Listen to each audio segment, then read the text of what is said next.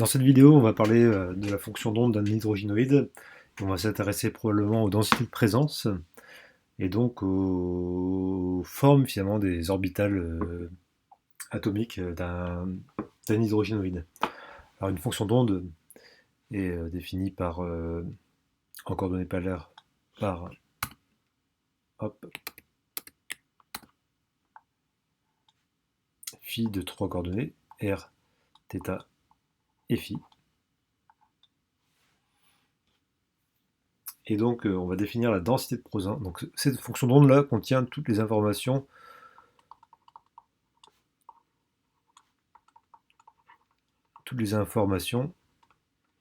essentielles à la description d'un électron. Cependant, elle possède une partie complexe, et en l'état elle peut être difficilement exploitable, donc on va plutôt utiliser son conjugué.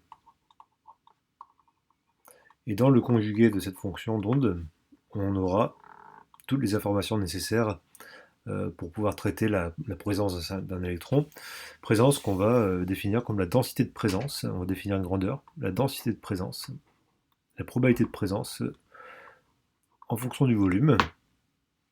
Donc c'est quelle sera la probabilité de rencontrer un électron dans un volume donné.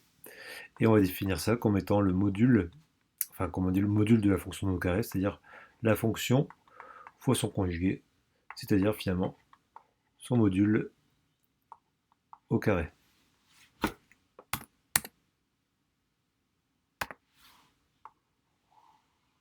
Donc ça, c'est quelque chose à retenir.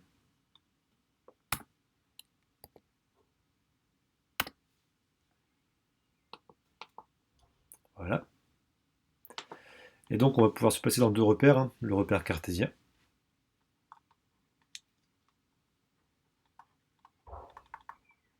où là le volume, finalement, donc la probabilité de présence sera du coup le module de la fonction d'onde au carré fois un volume cartésien, donc dx, on imagine une petite boîte, dy, dz. Mais il est plus commode pour nous de travailler en coordonnées polaires, puisqu'on est dans un espace.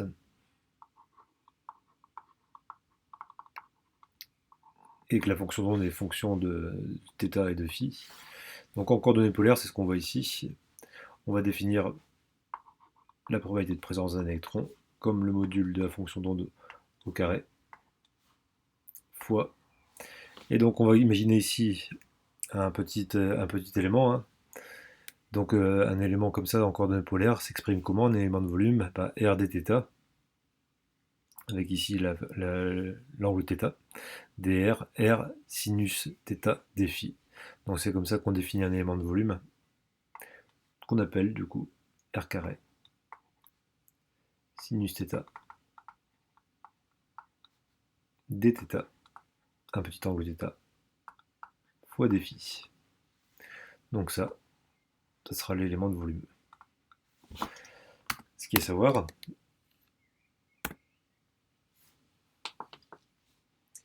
c'est que dans tout le volume, donc pour tout le volume de tout l'espace, un volume qui tend vers l'infini finalement, cette fonction d'onde est normalisée. On va normaliser la fonction d'onde, ce qui veut dire que l'intégrale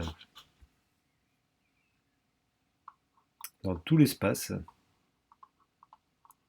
cette fonction d'onde, du module de cette fonction d'onde au carré, qui est égal aussi à la fonction d'onde fois scalaire son conjugué, fois un élément de volume, est égal à 1. C'est-à-dire que la probabilité de trouver un électron est égale à 1 pour tout le volume qui tend vers l'infini, évidemment. C'est-à-dire qu'il n'existe pas un système où l'électron ne peut pas être présent si on considère le volume dans son ensemble. Et donc, il faut savoir qu'on peut aussi simplifier cette expression. Enfin, simplifier. C'est-à-dire qu'on peut utiliser un autre formalisme. Et donc, on dit que on peut l'écrire comme ça, que la fonction normalisée égal à 1. Donc ça et ça, ces termes-là, finalement représentent l'intégrale sur l'espace pour un élément de volume. Donc c'est un formalisme. Alors il ne faut pas avoir peur d'une intégrale triple comme celle-ci. Une intégrale triple comme celle-ci se résout comme le produit de trois intégrales simples.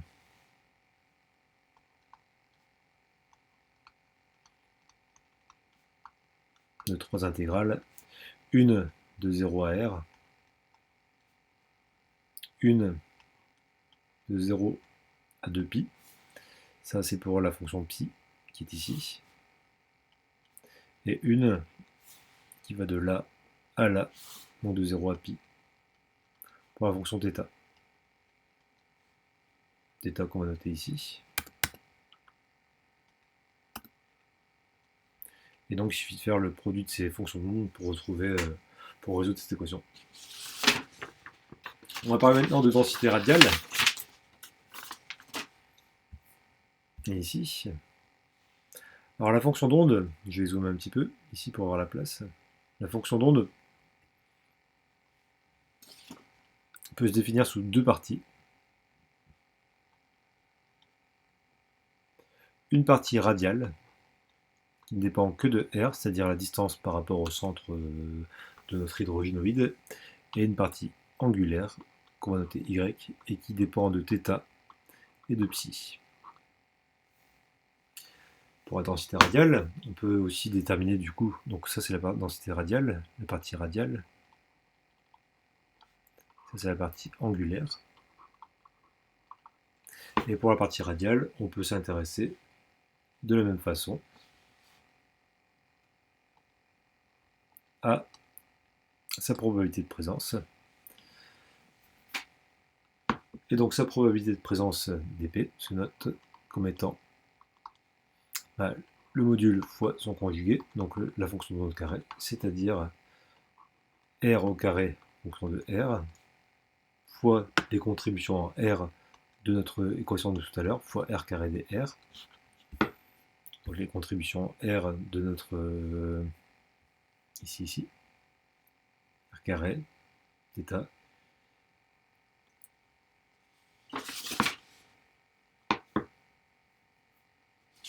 Voilà. Alors j'ai vérifié quelque chose dans mon livre pour être sûr que je ne dis pas de bêtises. Donc ne pas hésiter à accélérer la vidéo le cas échéant. Ah oui, j'ai oublié quelque chose ici. J'ai oublié évidemment la contribution en R, donc dr. Voilà. dr qui est ici. Ne pas l'oublier. Donc voilà, donc pour la densité de présence. Scalaire, finalement, toute la partie angulaire qu'on va intégrer sur tout l'espace. Donc P, X. Donc on va intégrer, comme j'ai écrit plus haut, de 0 à 2π pour phi, et de 0 à π pour θ, de y carré, sinus θ, dθ, dφ. Alors, S, un sinus carré, il faut que je fasse attention. Non, sinus carré dθ dφ. Et donc quand on intègre tout ça sur l'espace en entier, c'est normalisé, on obtient 1, ça couvre tout l'espace, pour tout V qui tend vers l'infini. Hein. Et d'où la densité de présence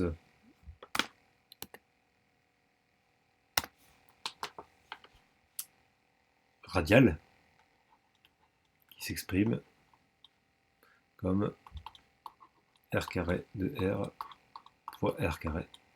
Et donc, connaissant l'expression de R qu'on va trouver ici.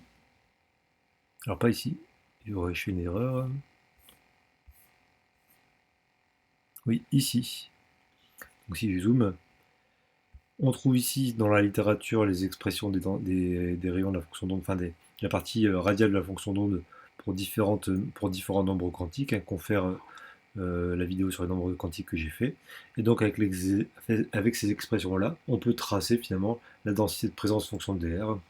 dans un axe d'abscisse normalisé, c'est-à-dire R en fonction de A0, A0 qui est une constante qui est égale au rayon moyen d'un hydrogénoïde. Et donc on se représente, il suffit d'utiliser finalement non pas celle-ci parce que je me suis trompé, mais les autres. Il suffit d'utiliser finalement ces valeurs-là, et on peut se retrouver avec des densités radiales comme ceci. On peut tracer des choses comme ça. Donc on met en ordonnée des P sur des R. Ici on met un abscisse normalisé, donc R sur A0. Et on peut retrouver par exemple pour l'orbital 1s quelque chose comme ceci. Et puis pour l'orbital 2s par exemple, on obtiendra quelque chose de nodal finalement. Ici un nœud. Il faut s'imaginer en 3D, hein, c'est-à-dire qu'on a une sphère dans une sphère, et on peut définir pour la fin le rayon orbitalaire moyen d'une orbitale. Sachant comme on travaille en densité, c'est toujours quelque chose qui n'est pas quantifié de façon précise. C'est que ici, sur l'abscisse, on peut avoir le rayon orbitalaire pour un S, et ici, pour 2S, il suffit de prendre le maximum le maximum de la fonction d'onde, de la densité radiale de la fonction d'onde. Alors pour la partie angulaire, c'est le même principe. Donc la partie angulaire ou l'isodensité, c'est quoi? Alors la partie angulaire, finalement, c'est juste prendre l'expression de y de θ et de phi et l'exprimer en coordonnées polaires. Et donc ça va nous donner, par exemple, pour une orbitale 2p, sur un plan quelconque qu'on définira, ça nous donnera la forme de l'orbitale, qui est ici, mais ça nous donnera pas, on aura une orbitale ici comme ça, mais ça ne nous donnera pas la densité de présence. Donc on préfère parler en termes d'isodensité. Mince, j'ai fait laguer mon truc. Et zut.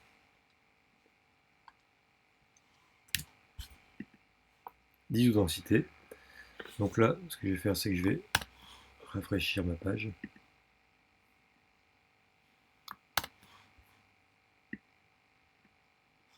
Voilà. Donc d'isodensité. Je vais dézoomer. Ou comme pour la partie angulaire, on va prendre cette fois-ci la représentation en conjugué finalement au carré.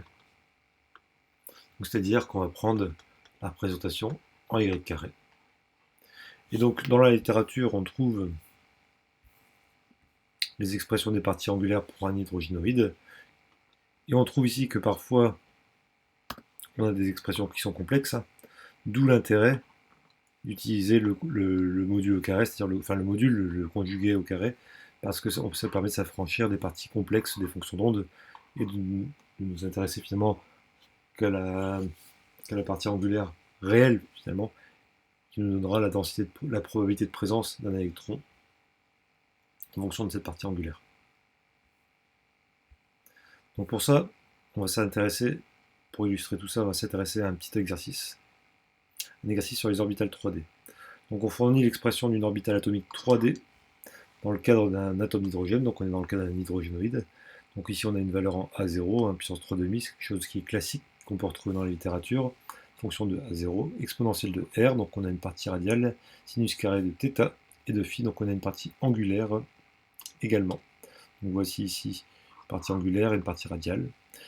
Analyser les propriétés de symétrie de l'orbital phi étudiée par rapport à une réflexion de plan x au y et de plan y au z et de plan x au z. Donc là, pour ça, il faut qu'on s'intéresse un petit peu ici. X, O, Y, donc on va s'intéresser à l'angle phi. X, enfin, ensuite, Y, O, Z, regardons ensemble. Y, O, Z, à l'angle θ. Et après, pour le dernier plan, il suffira de faire une symétrie. Donc comment va-t-on faire? Donc pour la question 1, que je vais mettre ici, tiens. On va étudier du coup selon 3 plans. Donc dans le cadre de l'angle θ, on va faire varier, on va prendre un angle θ égal par exemple à 45, une valeur quelconque, même pas en degrés. Et on va regarder ce qui se passe dans le cadre du symétrie. Donc on va regarder ce qui se passe quand on a pi moins θ. Et on va regarder ce qui se passe pour l'orbital phi défini. On va faire pareil pour l'angle psi. On va regarder ce qui se passe quand on lui impose pi moins psi. Donc là, on travaille sur la symétrie. On va regarder ce que donne psi. Et après, pour la dernière symétrie, il suffit de regarder ce que donne psi pour moins psi. Alors, c'est pour ça que je devrais nommer différemment ma fonction d'onde. Je vais nommer comme ça. Parce que là, on confond psi et la fonction d'onde. Voici ma fonction d'onde, et ça, c'est l'angle. Angle, angle, et angle. Donc lui, pareil, on va lui prendre une valeur quelconque, 45. Et lui, pareil, une valeur quelconque, 45. Comme ceci. X au Y, X au Z. Alors si on regarde le plan X au Z, qui est ici, et bien prendre moins psi, c'est prendre l'angle de symétrie. Pardon. Pour le plan Y au Z, prendre pi moins psi, finalement, 180 degrés, c'est prendre la symétrie. Et pour le plan X au Y, prendre pi moins θ, finalement, c'est prendre l'angle θ à 180 degrés, donc c'est prendre la symétrie. Ce qui veut dire que là, si on retient bien, X au Y, Y, X au Y, Y au Z. Donc là, ici, on utilise les symétries pour X au Y, et là, Y au Z. Donc regardons ce qui se passe quand on prend ici, donc là, on a la fonction d'onde en sin carré, ici en cos de phi. Donc sin carré de θ et sin carré de θ de pi moins θ. Bon, sin carré, essayons. Hein.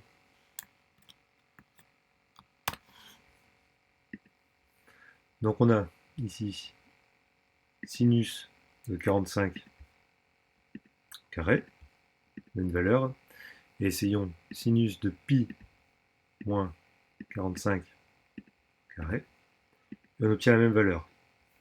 Ce qui nous permet de dire ici que phi égale phi.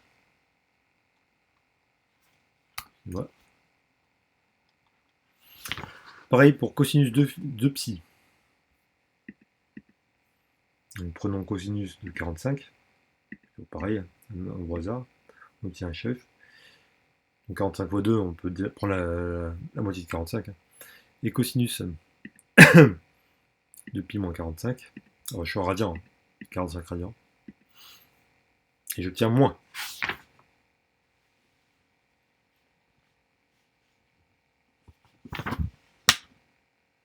Ah, j'ai oublié de faire deux fois. Donc cosinus de 2 fois pi moins 45. Et là, j'obtiens psi. Donc psi dans psi.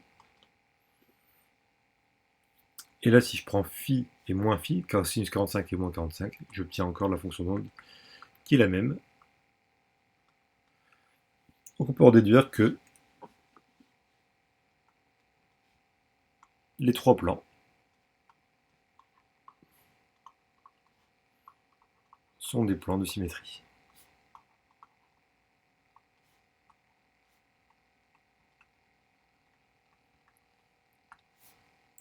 Donc comment fait-on pour étudier ces plans? Il suffit de regarder ici les coordonnées en polaire et de prendre les plans de symétrie, donc s'arranger. Vous voyez donc pi moins psi, pi moins θ, ou moins psi psi, ça nous permet de travailler sur les trois plans de symétrie, hein, donc c'est-à-dire celui-là, celui-là et celui-là. Donc il suffit de faire des projections et de se débrouiller, et de regarder si la fonction d'onde redonne la même fonction d'onde, alors on est sur un plan de symétrie. Et inversement, si la fonction d'onde donne moins la fonction d'onde, alors on est sur un plan d'antisymétrie. Dans quelle direction observe-t-on une densité de probabilité de présence maximale? Donc pour avoir une probabilité de présence maximale, il faut avoir ce terme-là qui était au maximal. Donc c'est-à-dire que sinus θ carré de θ égale 1, ou cosinus carré de 2π égale 1. Donc pour la question 2, on veut, pour obtenir un maximal, hein, sinus carré de θ est égal à 1 et cosinus de 2 psi est égal à 1. Comme ça, on est sûr d'avoir une fonction maximale qui ne dépendra que de R. Et donc, ça veut dire que là, θ et psi, c'est vérifié que pour psi qui vaut 0. Donc là, il suffit de faire un solve du cosinus de psi sur un logiciel de calcul formel. Hein. Et également, lorsque θ égale pi sur 2. Alors, si on veut s'affranchir d'un logiciel en calcul formel, il suffit de regarder. Hein. Ici, le cosinus qui est ici est maximal pour phi égale 0, modulo pi. Et le sinus qui est ici, donc sinus et sinus carré, c'est pareil, donc de θ est maximal pour pi sur 2. Donc on retrouve bien ici pi sur 2 et phi égale 0. Voilà comment on fait pour retrouver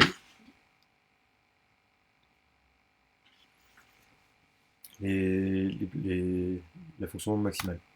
Alors troisième question, en déduisant la nature de l'orbital 3D étudiée dans cet exercice, donc là il suffit de regarder dans la littérature, et dans la littérature,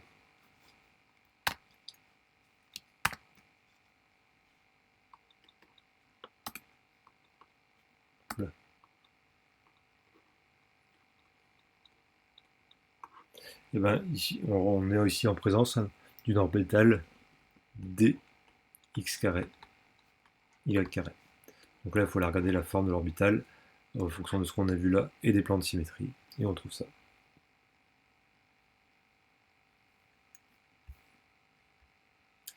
4. Vérifiez votre réponse en réalisant une représentation de la partie angulaire de la fonction d'onde dans le plan x ou y. On utilisera le langage Python pour effectuer cette représentation. La partie angulaire de la fonction désignée par y. Nanana. Donc là, on est dans le plan x ou y. Regardons un peu ce qui se passe. Donc on est dans le plan x ou y, donc dans celui-là. Donc finalement, la seule chose qui va nous intéresser, c'est la contribution en psi, et non pas la contribution en θ, la contribution en psi. Donc là, ce qui veut dire que notre fonction d'onde y se résume à l'étude, finalement, de ceci.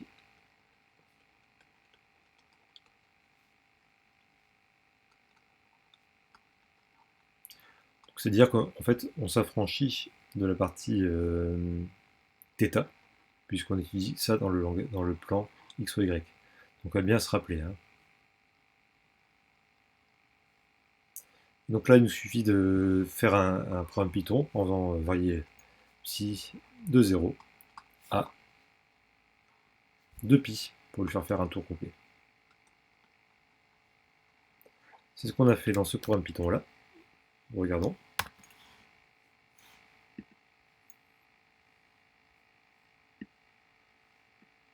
Alors,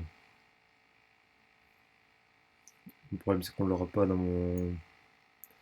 Comment vais-je faire? Voilà. Donc import numpy as mp, multiplote. On définit l'angle selon le plan d'étude, ici x ou y.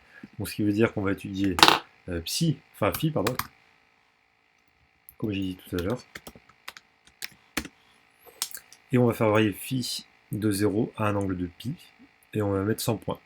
On passe au carré cette fois-ci pour exprimer la densité de présence angulaire. Donc là on va prendre la fonction d'onde qu'on a vue tout à l'heure, mais au carré. Comme on a vu tout à l'heure, la formule conjuguée pour avoir une isodensité. Et donc on a np, donc racine de 15 sur 16 pi, fois np cos de phi, le tout au carré. J'insiste bien, sinon ça ne fonctionne pas. Et là, on va afficher en coordonnées polaires. Donc toujours passer au carré. J'insiste bien. Et coordonnées polaires, c'est plt.polar, phi, et de la partie angulaire qu'on note ici. On observe ici le détail en coupe d'une orbitale dxy, dx carré, y carré. Pour finir, faisons un récapitulatif de ce qu'il y a à retenir.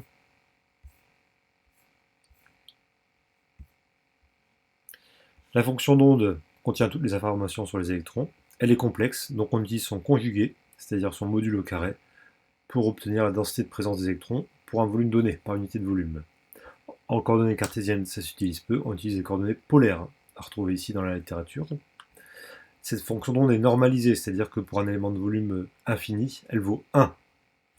On définit la densité radiale comme étant que la partie radiale, c'est-à-dire définie que par R de cette fonction d'onde, et si on utilise sa densité de présence, ici, voyez-vous, eh ben, on met le tout au carré de la fonction qu'on a ici. Et le reste, on l'intègre donc pour tout volume, donc c'est égal à 1. Et on peut ensuite tracer ici la densité de fonction de présence en fonction de R, comment la variation de la densité de présence en fonction de R, en fonction d'un rayon normalisé. Et on obtient ici les différentes représentations de la partie radiale de la fonction d'onde, qui nous donne finalement une estimation du rayon angulaire, enfin du rayon orbitalaire, en prenant le maximum de cette courbe. Et qui montre bien que le rayon orbitalaire, on n'est pas sur un modèle d'orbital quantifié. Pour la partie angulaire, on l'utilise peu en polaire, hein, ça nous donne juste la forme, si on veut. On utilise plutôt l'isodensité, c'est-à-dire toujours pareil, la fonction d'onde au carré. Les expressions pour les hydrogénoïdes des fonctions d'onde angulaires et radiales, on les trouve dans la littérature. Et donc quand on nous demande d'étudier une orbitale, hein, pour étudier les formats symétriques, on se débrouille avec un schéma en coordonnées polaires pour faire varier l'angle θ en ayant sa symétrie, donc pi moins θ, l'angle psi en ayant sa symétrie, pi moins psi, et la dernière symétrie s'obtient en faisant phi moins psi, mais là on le voit à l'œil nu, et on regarde comment se comporte la fonction d'onde, pour savoir si elle est symétrique par rapport à quel point, ou antisymétrique par rapport à quel plan. Pour avoir la valeur maximale de cette fonction d'onde qui est ici, ben c'est très simple, il suffit de prendre les parties sinus et cosinus et de prendre leur maximum, c'est-à-dire que cette partie-là doit être égale à 1. En faisant un solve, on peut savoir la partie de θ et de psi qui nous intéresse. En regardant dans la littérature, on peut en déduire de ce fait que c'est une orbitale comme ceci, et on peut s'aider également, si on n'a pas besoin de solve, d'un cercle trigonométrique. Pour une étude sur un plan donné, pour la dernière partie, donc un plan de coupe, on prend la fonction d'onde de la partie angulaire, et on étudie que la partie dont l'angle est contenu dans le plan qu'on étudie. On étudie un plan ici x ou y, l'angle est contenu dans ce plan, donc on étudie que cette partie-là, on la passe au carré, et on simule ça dans Python. Ici, ici, et on simule ça en utilisant plt.polar. Pas besoin de faire de fonction, on peut directement passer l'expression directement. Voilà. Donc ça a sa place dans la partie liaison, et la partie classification périodique de l'agrégé interne.